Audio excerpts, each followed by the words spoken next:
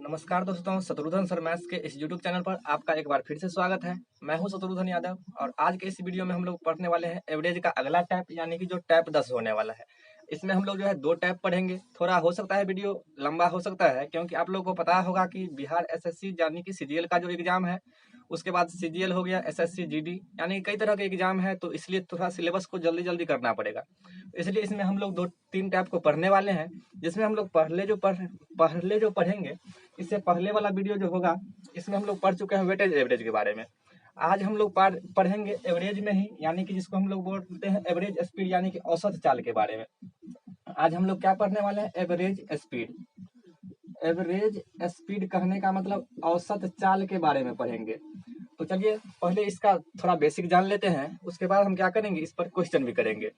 आपको पता होगा कि जो भी अगर कोई भी हम टैप पढ़ते हैं उससे पहले हम उसका बेसिक जानते हैं, और उसके बाद क्या करते हैं, उसका जो है एग्जाम अप्रोच क्या होगा वो भी हम आपको बताते हैं। तो थोड़ा पेशेंस रखिएगा, क्योंकि अब कोई भी ट्रिक नाम का कोई चीज होता नहीं है, पहले उसका बेसिक ही होता है, उसके बाद जो भी होता है ट्रिक होता है। तो देखिएगा एवरेज स्पीड क्या होता है। यानी कि अगर हम आपको कह दें कि यहाँ से ए पॉइंट से लेकर के बी, ए पॉइंट से बी का दूरी कितना है, हमने मान लिया यहाँ से डिस्टेंस कितना है, डी है। दूरी कितना दिया हुआ है, डी है। आपको क्वेश्चन में वो दे देगा कि दूरी इतना है। अब जो है यह दूरी कांस्टेंट रहना चाहिए, यानी कि दूरी समान रहना चाहिए। जब एक ही दूरी को कोई व्यक्ति, आपको क्वेश्चन का फॉर्मेट हम बता देते हैं, इसमें क्या क्वेश्चन आता है कि कोई व्यक्ति डी दूरी को 10 किलोमीटर प्रति घंटा से गया और इसी दूरी को 15 किलोमीटर प्रति घंटा की चाल से आया, तो औसत चाल ज्ञात करे। क्या निकालना होता है आपको? औसत चाल ज्ञात करना होता है। चलिए देखते हैं इसको। पहले कहाँ से जो ट्रिक आप लोग याद कर लेते हैं, हम भी लिखा सकते हैं कि दूरी औसत चाल बराबर होता है 2xy बट्टा x प्लस वाई। लेकिन कहाँ से आया वो अगर आप जान लीजिएगा तो 2-3 चाल जब आपको देगा तब हम क्या करेंगे, बेसिक्स वहां कैसे निकालेंगे। चलिए देखिए, देखते हैं। अब बोला गया कि कोई व्यक्ति डी दूरी को गया, तो हम मान लेते हैं कि वह x किलोमीटर प्रति घंटा की चाल से गया होगा। क्लियर है? अब वह बी पॉइंट से अगर इधर आएगा ए की तरफ, तो वह y किलोमीटर प्रति घंटा की चाल से इसी डी डिस्टेंस को कवर करेगा। अब जो है औसत चाल हमको निकालना है, तो हम जानते हैं कि चाल बराबर तो होता है दूरी बट्टा समय। आप लोग भी जानते हैं कि चाल बराबर क्या होता है, दूरी, और बट्टा में क्या होता है, समय होता है। चाल बराबर होता है दूरी बट्टा समय, ये सभी आदमी जानते हैं। हम यहाँ पर क्या निकालेंगे, एवरेज स्पीड निकालेंगे, यानी कि औसत चाल निकालते हैं। तो औसत चाल, औसत बराबर होता है आंकड़ों का योग बटे आंकड़ों की संख्या, लेकिन हम निकाल रहे हैं औसत चाल। तो औसत चाल बराबर कुछ नहीं होगा, यहाँ औसत चाल बराबर होगा कुल तय की गई दूरी बट्टा कुल लिया गया समय। कुल तय की गई दूरी बट्टा कुल लिया गया समय। तो चलिए देखते हैं। अब जो है अगर हम औसत चाल निकालेंगे, तो चाल बराबर, औसत चाल बराबर क्या होता है, औसत चाल बराबर कुल तय की गई दूरी। कुल तय की गई दूरी कहने का मतलब वह कितना दूरी तय किया, तो आप कहेंगे डी दूरी तो वह गया और फिर इसी डी दूरी को क्या किया, आया। तो कुल तय की गई दूरी, डी दूरी तय किया जाते समय और डी दूरी तय किया आते समय। तो कुल तय की गई दूरी बट्टा में हम क्या लिखते हैं, कुल लिया गया समय। तो कुल लिया गया समय कितना होगा, तो आप जानते हैं कि समय बराबर क्या होता है, समय बराबर होता है दूरी बट्टा चाल। समय बराबर होता है दूरी बट्टा चाल। तो कुल दूरी जो है हम निकाल चुके हैं, कुल दूरी क्या कर चुके हैं, निकाल चुके हैं। अब जो है अगर समय निकालेंगे, तो समय जो है क्या होगा, अगर आप जा रहे हैं तो डी दूरी कवर किए x के स्पीड से, तो समय बराबर क्या हो जाएगा, दूरी यानी कि डी बट्टा किस चाल से आप गए थे, x चाल से गए थे। ये तो हो गया जाने वाला समय। अब आने वाला समय क्या होगा, तो आने वक्त भी आपने डी दूरी को कवर किया, तो फिर जो है समय बराबर हो जाएगा दूरी बट्टा, इस बार चाल क्या होगा, इस बार चाल बदल जाएगा, y के स्पीड से आप आ रहे हैं। तो यह है जाने वाला समय और यह है आने वाला समय, दोनों को जोड़ देंगे तो यह क्या हो जाएगा, कुल समय हो गया। अब अगर आप इसको कैलकुलेट करिएगा तो d को d से ऐड करिएगा तो यह क्या हो जाएगा, 2d हो जाएगा। और ये बट्टा हम यहाँ पर इसको लिख दिए। x और y का एलसीएम लीजिएगा तो ये कितना हो जाएगा, xy हो जाएगा। x से x क्या हो जाएगा, कट जाएगा और यहाँ बचेगा y। y से d का गुना होगा, आप कहेंगे ये हो जाएगा dy। क्लियर है? प्लस है तो प्लस लिखेंगे, y से y कट जाएगा, यहाँ बचेगा x और यहाँ d से गुना, आप कहेंगे ये क्या हो जाएगा, dx हो जाएगा। अब थोड़ा आ होगा कि ये xy, अगर यह मेन बट्टा है तो यह xy क्या होगा, 2d में क्या हो जाएगा, गुना हो जाएगा, तो यह क्या हो जाएगा 2d और गुना में क्या हम एक्स वाई ऊपर जाएगा तो एक्स वाई लिख सकते हैं, और बट्टा में क्या हो जाएगा, यहाँ से डी अगर हम कॉमन लेंगे तो यह हो जाएगा y प्लस एक्स, यही होगा। अब आप इसको काटिएगा तो d से d क्या होगा, कैंसिल होगा, यहाँ क्या बच जाएगा 2xy बट्टा में क्या हो जाएगा x प्लस वाई, इसको लिख सकते हैं। तो ये जो है यहाँ से फॉर्मूला तैयार होता है, जिसको हमको क्या कर दिया जाता है, रटवाया जाता है। हमने जो आपको ये फॉर्मेट बताया, अगर 3 चाल दे देता है तब जो है वो हमें यहाँ पर काम आ जाएगा। तो जब हम क्वेश्चन करेंगे तो आपको पता होगा कि हम जो है इसको क्यों लिखे हैं। तो अभी जो है आप ये याद कर लीजिए, कोई अगर समान दूरी को कोई व्यक्ति x के चाल से जाता है और उसी दूरी को अगर y के चाल से आता है, तो हम डायरेक्ट इतना न करके आप डायरेक्ट लगा सकते हैं 2xy बट्टा x प्लस वाई, यानी कि 2 गुने चालों का गुणनफल बट्टे चालों का क्या होता है, योगफल। जहां हमने x और y क्या किया था, चालों को माना था। अब जो है इसी के ऊपर हम क्या करेंगे, सारा सवाल करने वाले हैं। तो आपको बोर्ड पर क्वेश्चन दिख रहा होगा, चलिए जानते हैं पहला क्वेश्चन। चलिए दोस्तों, तो औसत चाल से रिलेटेड जो भी हम थ्योरी पढ़े हैं उसके ऊपर हम क्या कर लेते हैं, क्वेश्चन कर लेते हैं। तो पहला क्वेश्चन है, धीरे धीरे जो है क्वेश्चन का लेवल बढ़ाया जाएगा। पहला क्वेश्चन जो आपको क्या कह रहा है, आपको पहला क्वेश्चन ये बोला गया कि एक नाव एक निश्चित बिंदु तक 15 किलोमीटर प्रति घंटा की चाल से जाती है। एक नाव है, एक निश्चित बिंदु तक 15 किलोमीटर प्रति घंटा की चाल से जाती है तथा वापस 10 किलोमीटर प्रति घंटा की चाल से प्रारंभिक बिंदु पर पहुंचती है। पूरी यात्रा में नाव की औसत चाल ज्ञात करें। कहने का मतलब यह है कि एक नाव है, वह किसी बिंदु से जाती है कहीं तक तो 15 के स्पीड से जाती है, और उसी डिस्टेंस को, उसी दूरी को जब वापस आते समय वो कवर करती है, तब वह 10 किलोमीटर प्रति घंटा की चाल से आती है। तो पूरे यात्रा में, यानी कि पूरे यात्रा में उसका औसत चाल आपसे पूछा जा रहा है।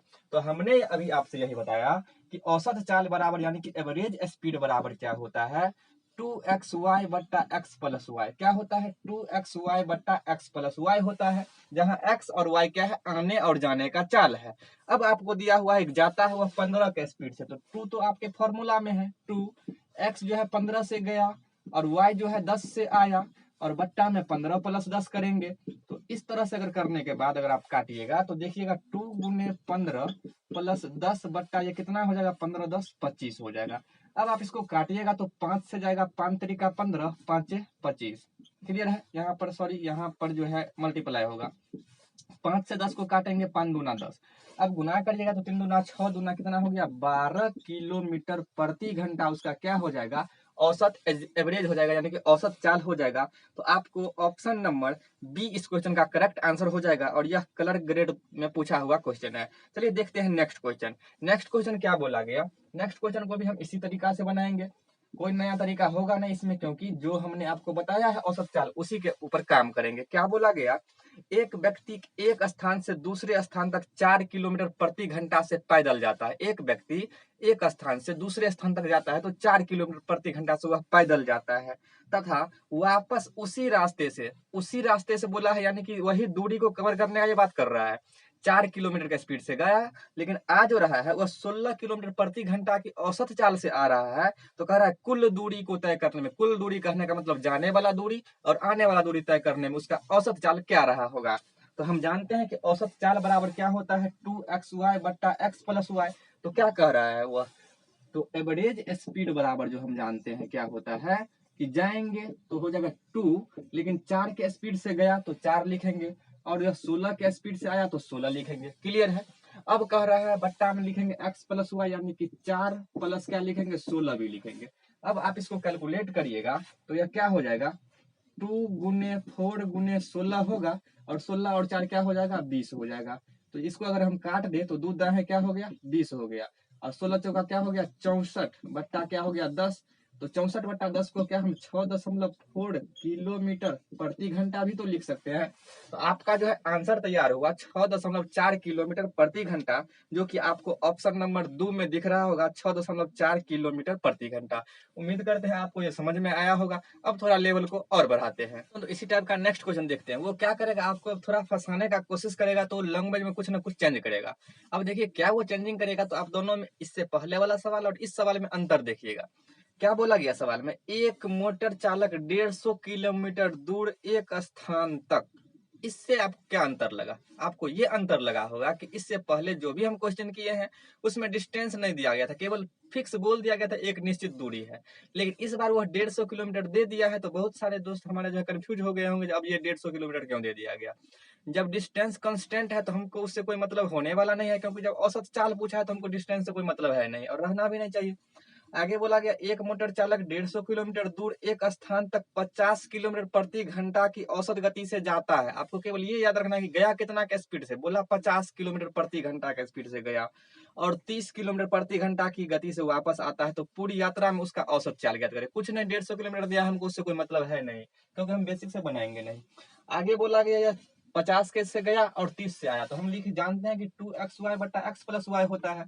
तो यानी कि 2 तो लिखेंगे, x कितना से गया है, 50 के स्पीड से गया है, y कितना से आया है, आप कहेंगे 30 से आया है, बट्टा में दोनों के चालों का योगफल यानी कि 50 से गया 30 से आया जोड़ देंगे। अब ये हो जाएगा 2 गुने 50 गुने 30 और बट्टा में 50 30 करेंगे तो ये हो जाएगा 80। क्लियर है। अब अगर हम इसको काटेंगे तो 0 से क्या होगा, 0 कटेगा, 2 से कितना होगा, 2 चौका 8 कटेगा।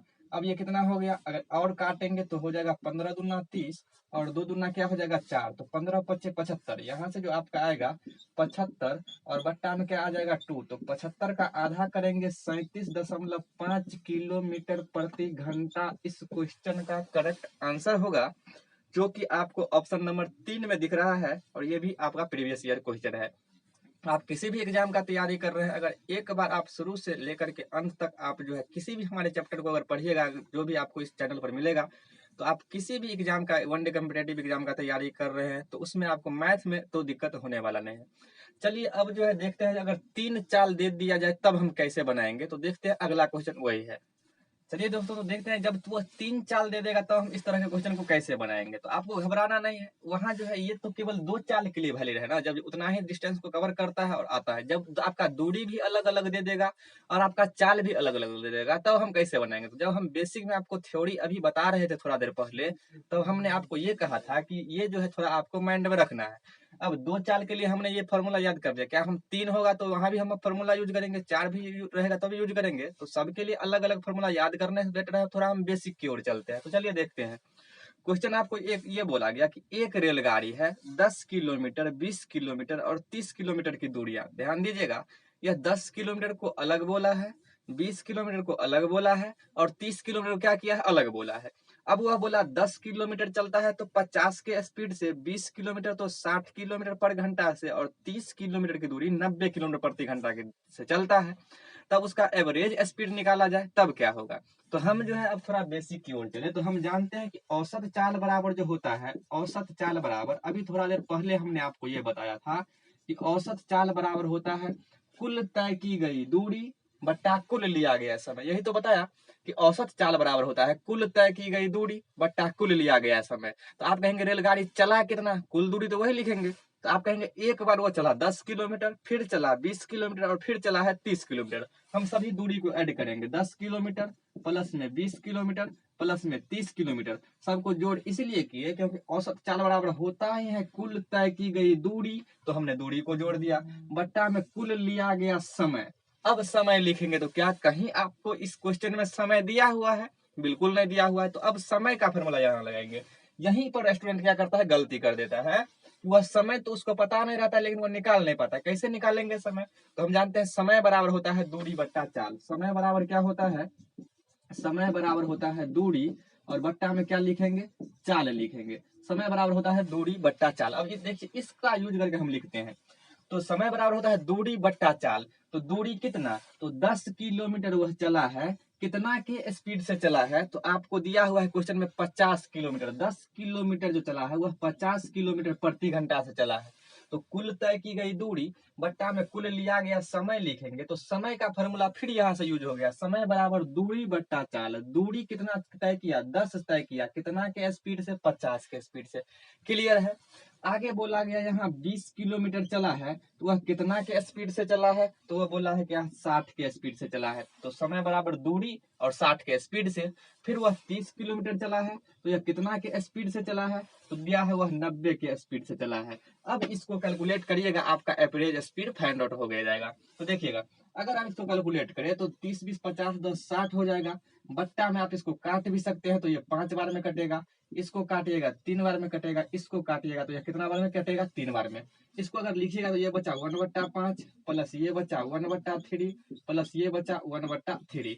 अब जो है आप क्या कर सकते हैं, इसका एलसीएम ले सकते हैं। तो ऊपर में 60 रहेगा बट्टा 5 3 3 का एलसीएम जो है 3 ही होगा। और 5 से 3 सॉरी 15 यहाँ पर हो जाएगा इसका एलसीएम। और 5 त्रिका 15, तो ये कितना हो जाएगा? 3 प्लस में कितना हो जाएगा? 3 5 15, 5 एकम 5, ये हो जाएगा 5 प्लस 3 5 15 और 5 एकम 5। तो अब जो हो गया 5 5 10 और 3 13 हो गया 15। तो ऊपर जाकर के इसके साथ क्या हो जाएगा? ये गुना हो जाएगा। तो आप देख सकते हैं यहाँ 60 15 गया गुना में, और ये जो है 5 3 8 और 5 13 यहाँ पर आ जाएगा।